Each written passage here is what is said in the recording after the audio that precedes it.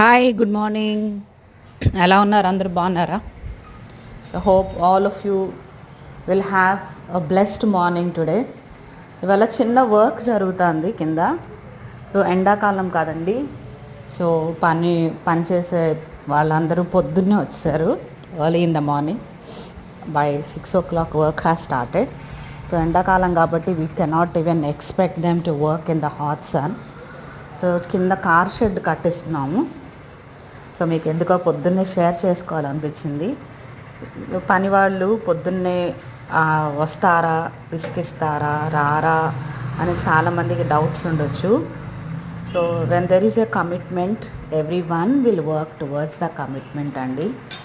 So పొద్దున్నే వచ్చారు, car shed అయిపోయింది, కింద బేస్మెంట్ చేయిస్తున్నారు. చూస్తుండొచ్చు వర్క్ ఎంత బాగా చేస్తున్నారో.